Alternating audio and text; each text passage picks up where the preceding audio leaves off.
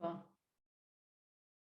Hello, everyone. Welcome to another episode of Veg Networking Canada. It's important to honor, acknowledge, and respect that many of us are located on the traditional, ancestral, and unceded territories of many Indigenous peoples of Canada. So here we are, Veg Networking Canada, where plant-based vegan companies connect and collaborate. We have a special guest with us today who is a passionate advocate for underrepresented leaders in business, a nuts and seeds cuisine connoisseur from an early age, and a stickler for top shelf standards and certifications.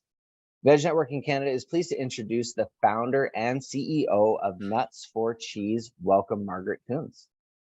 Thanks so much for having me. Happy to be here. So can you tell everybody who's listening to Veg Networking Canada today and in the future when they hear this story of yours, can you tell us a little bit more about your own personal vegan spark, your own vegan origin story? Yeah, for sure. So I've been plant-based for a long time. I've been vegetarian since the age of 12. I stumbled upon some PETA content at an early age, and I was never a huge meat eater when I was growing up anyways, but did not grow up in a vegetarian household. So around the age of 12, decided I was a vegetarian and pretty quickly learned how to, start to create my own meals, and got really creative in the kitchen and really passionate about food in my teenage years. And when I went to university, I kind of expanded my perspective on, how I wanted to eat and what felt good, and in terms of my own diet, but also in terms of the implications on the environment and on animals and, on people's health. And so I decided to become vegan around the age of 19. So however many years that's been now, it's well over a decade. But I was super lucky to start working at a vegan restaurant during my undergrad. So my passion's always been food, but I took a job as a line cook at a vegan restaurant in London, Ontario, where I was doing my undergrad in English at Western, and kind of worked my way up through the ranks of the restaurant there prior to starting my own company. So that's really the origin story of my own plant-based experience, but a lot of it's really been centered around just a passion for food and creating really good and delicious dishes.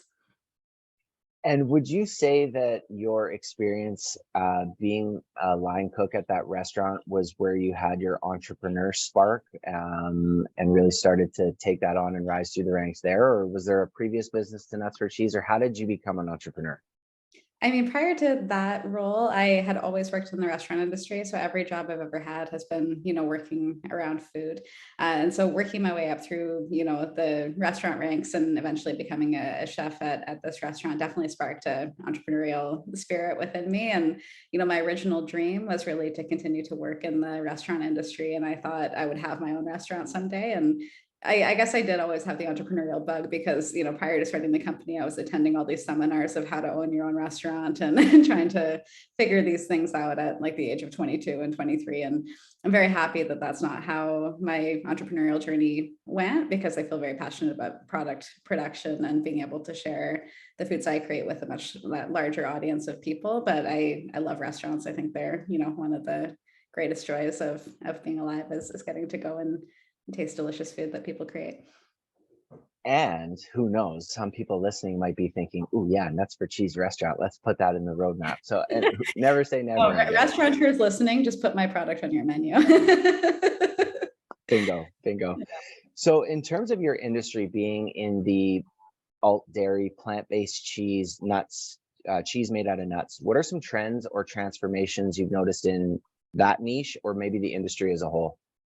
For sure. I mean, I think there's like no denying that plant-based foods in general are trending a lot as people are shifting their diets towards things that make them feel good, but also align with their values and ethics. But I think I've seen a major shift from the time that I had my first farmer's market stall, and people would walk by being like, what is vegan cheese? Or I don't need to have that, I'm not vegan. Like there was just such a unfamiliarity with this type of product 7.5 years ago when I started the company. So it's so much more mainstream now. And I think it's really cool to see the evolution of grocery store shelves, as well as just the way that different retailers are creating space within the retail footprint for this type of product, whether it's being assimilated into, more conventionally available foods, or they're carving out a special vegan kind of destination in the store. That's, been new and evolving over the last number of years. So it's really fun to kind of be a part of that conversation and be able to support that transition that the grocery stores are going through. And in terms of your passion for standards and certifications and how you've operated your business since I think 2015, Mhm. in that space, have you spotted any trends or shifts in terms of standards, certification, things like that? I mean, I think for us, like our focus has always been the quality of our product and the quality of our company culture, and kind of like that focus from the ingredient sourcing all the way to what we're putting out into the world. So for us, certifications have always been important, and we've definitely seen a shift towards more folks being involved in different organizations that can kind of give accreditation depending on what the focus area is. But for us, like organic certification has always been super important. We're a vegan company, obviously, but we have really focused and kind of doubled down on some of those more social responsibility type certifications for our team members. Our team is really a huge focus for us because they're the amazing folks that create this product and are so passionate to come to work at this company every day. So as of recently, we've become a certified living wage employer. We're also a certified LGBT owned business with the Canadian LGBT Chamber of Commerce. Recently became a rainbow registered company as well. And so those are the kinds of things that we're really focusing on. And of course, our quality program is super important to us as well. So we're working towards our BRC certification currently. Well, yeah, it's all about the people who produce the great product. So business started in 2015. You said started at farmers markets. Maybe Mhm. walk everybody listening up to speed on where we're at today, because the next question is where's Nuts for Cheese going in the future? Sure. How much time do you got? So it's been a really fun number of years growing and scaling the company. So like I mentioned, I started in 2015 with a farmer's market. And really I was 24 at the time. I didn't know what was going to become of this kind of fledgling business that I was trying out for the summer. And it started very quickly to gather some attention from local retailers and restaurants that were interested in carrying the product or giving it a try. So there I was like Googling how do you put proper labeling on a package. And I was renting a restaurant kitchen in the middle of the night. The one I was working at, I was renting that kitchen to have a certified space to make the products and then taking them to the farmer's market the next day. And I was still working full time at the restaurant and full time on my business for the first year. And then eventually made the transition to be full time in the business. But we got our first kitchen space that was outside of the restaurant footprint in 2016, and it was like an 8 by 10 farmers market stall and had a hand wash sink and a bunch of fridges and some tables that I shoved in there. And we were servicing about 25 restaurants and retailers out of that space, and outgrew it pretty quickly, and then moved to our first ever production space, which was about 1,000 square feet. And we grew to about 300 retailers out of that space. At that time, we were running like a night shift because we were, on top of each other in terms of not having space to store things and places to put people, essentially. So we then, in the winter of 2017, moved to the space we're in now. So we initially took on about 9,000 square feet in our current unit. And then year after year, the spaces next to those units became available. So we now have the full building and have just kind of knocked down the walls in between year over year. So we have about 30,000 square feet now and about 30 employees working at the plant and also remotely. Some folks in Vancouver actually as well, but making the product and selling the product and doing kind of everything related to running the business as we've expanded our distribution so much. And then in terms of where the product's available now and where it's going to be in the future, what your thoughts are, anything? For sure. So we are currently in about 2,000 stores in Canada and about 2,000 stores in the US. So we launched in Canada first. Obviously this is our home base, and we've developed a really nice, solid retail footprint here with lots of amazing customers. So we're in, a lot of the major retailers here in Canada. We're in Loblaws and Sobeys and Metro and Whole Foods and tons of amazing independent retailers and smaller chains as well.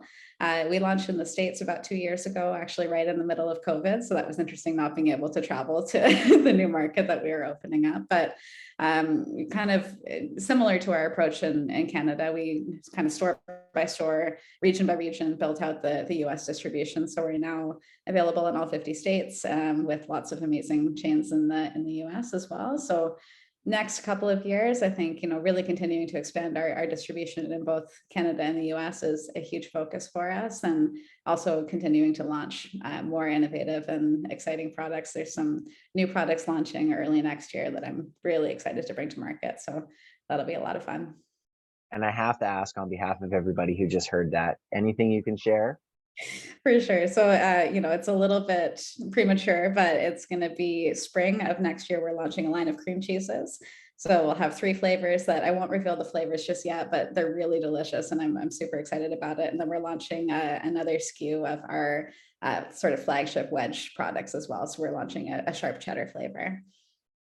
Well, see, folks, you don't get if you don't ask. I didn't even think that she would share that with us, so that's amazing, and that's Okay. really interesting. So 7 years to get to 2,000 stores in Canada, and then just 2 years to get to 2,000 stores in the US. So huge growth, obviously, in the future. Amazing.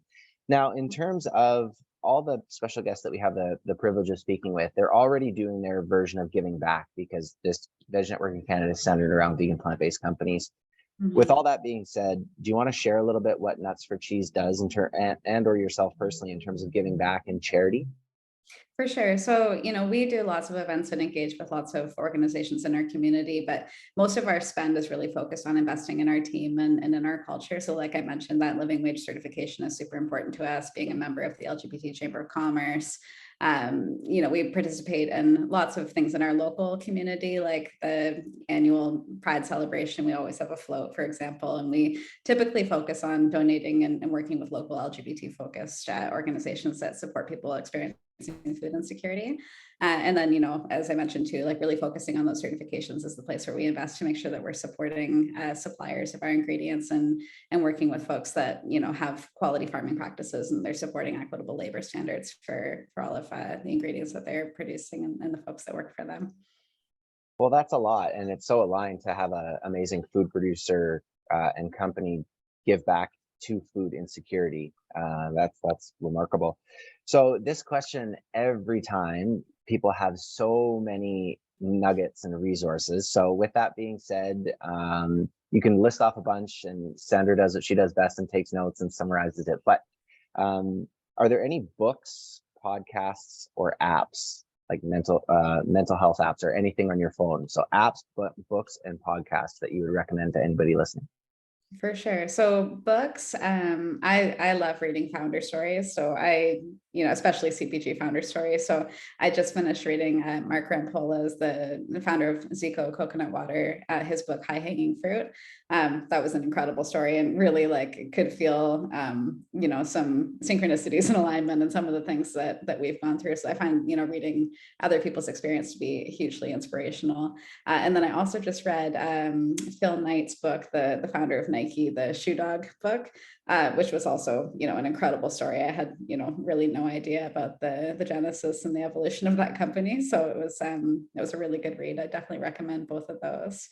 In terms of things that I watch, I love watching cooking shows. I think, it's super important to stay inspired and in touch with food trends, and food's my passion, as I mentioned. So I, kind of love watching anything that's on Netflix in terms of food shows. And then in terms of apps, I like the Calm app a lot for the meditations and the sleep stories. I've used that one for years. And I also really like the XPT app, which is, I got a lot of breathing exercises. It's Laird Hamilton's app. And I'm also a huge Yoga with Adriene fan. So I do a lot of yoga with Adriene on YouTube. Namaste. Namaste. That's such an interesting title for a book, High Hanging Fruit. It's such a good name, isn't it? It is. And Shoe Dog would make an excellent film. Yes. So you touched a little bit on those sources of inspiration. Is there anything else that you can share with everybody in terms of inspiration, what it means to you? How does it land for you? Other sources of inspiration or anything around that? Yeah, I think I get a lot of inspiration from conversations I have with other founders and people who have been through it before. I kind of think, the best way you can learn is by talking to someone who's been through what you're going through and can kind of see the light through the tunnel. For me, I'm a first-time founder, first-time CEO. I was an English major. I have my business background from experience only. Like that's really where I've gotten my MBA. So I think it's really important to surround yourself with people that are, smarter, more experienced. even just more confident than you to kind of give you guidance and feedback on what you're up to and what you're working on. And I have to say, I'm so hugely inspired by so many other brands and founders, especially in the CPG space. And I just had the opportunity to attend Ernst & Young's strategic growth forum, actually, because I was one of their entrepreneurial winning women this year. And I had no idea what to expect, but within my cohort of winning women, there was like 7 or 8 other really inspiring CPG brands, and it was just very cool to connect with them. So I think community is a huge source of inspiration for me personally. And the founder community is very, very, very, very, very, very strong. Very interesting. So you touched a little bit there on some advice, right? Surround yourself with excellent people and all of that. Last question for you, Margaret, is centered around advice, tips, lessons, really anything that you would want to share with somebody who's already an entrepreneur, or maybe somebody who was like you. You were kind of an entrepreneur at the kitchen, and then kind of, I can't believe that story, by the way. We can't believe that story of you making things in the night and then the farmer's market the next day. So there's a lot that you have to share. This sort of like open-ended question for you. Please do let us know what you think about advice, tips, or lessons. For sure. I think, the typical advice that I always give is like, you really do have to kind of jump in with both feet. I think that that's something that I've always done very wholeheartedly is whatever I'm doing, I'm in it completely. And I think that you really do need to kind of have that quality to make it as an entrepreneur. It doesn't mean that you can't have work-life balance, but it means you need to be like fully, wholly passionate and committed to what you're doing. But I think some other advice I've been thinking about, particularly in this, like, economic and political climate and all kinds of different things happening in the world, is just really about being nimble and trying to stay really adaptable without compromising your values. I think that that's, kind of really important to know, like your North Star, where you're going, what you're focused on, and that there's lots of different ways to get there. And I think one mentor of mine always talks about not being, an overnight success. Like most overnight successes are really 10, 20 years in the making. And I think that that's just important to remember. When people are trying to build something, it's not always linear. Well, I'm sure everybody listening is thinking of that graph where, from here to here, and then that's very, very great. Thank you. Now, before we let people know where they can drool over your website and on Instagram, are there any announcements or anything that you want to mention before we let you go? Well, we have our seasonal flavor out in stores right now. So if folks haven't tried it, it's really, really good. It's our cranberry and pink peppercorn flavor. It should be available at most major retailers in Canada, and all of our retailers in the US pretty much have it as well. But I think, we've got some exciting product launches coming next year. So stay tuned, and we'll definitely share about that on our social channels and our website as well. Well, thank you so much, Margaret. Everybody, you can find out more. And like we said, drool online, www.nuts4cheese.com, just how it sounds, nuts4cheese, and exactly the same on Instagram at nuts4cheese. This has been a great conversation with the founder and CEO of Nuts for Cheese, Margaret Coons, and everybody else. I thank you for joining, and we'll catch you for another episode of Veg Networking Canada very soon, where plant-based vegan companies connect and collaborate. Take care. Bye for now. Thanks, everyone.